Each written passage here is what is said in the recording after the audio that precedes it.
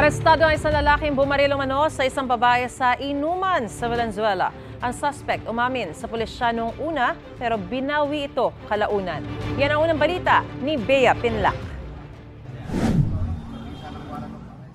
Dinampot ng mga pulis ang lalaking ito na nasa likod umano ng pamamaril at pagpatay sa isang babae habang nasa inuman, 2 buwan na ang nakararaan. Sugatan din sa insidente ang isa pang kainuman ng biktima. Habang nagiinuman itong victim natin, together with 3 others, bigla na lang may dumating na lalaki doon sa kanilang inuman sa bintana. So bigla na lang pinagbabaril sila. Natunton ang suspect sa tulong ng mga CCTV video.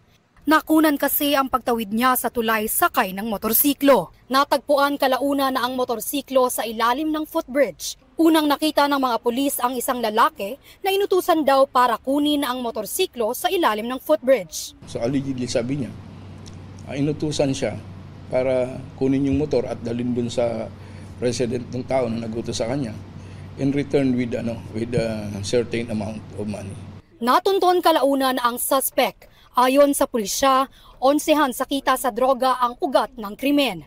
Umamin daw sa pulisya ang suspect na siya ang nasa likod ng pamamaril, pero nang makausap siya ng GMA Integrated News. Hindi po ako yun, hindi ko po alam yun. Yung una po, nagulat po ako, hindi ko po alam kung bakit Pero itong nalaman ko na rin po kung bakit. May mga nagdiin po sa akin Itinanggi rin ng suspect na sangkot siya sa bentahan ng iligal na droga. Nahaharap ang suspect sa kasong murder at frustrated murder.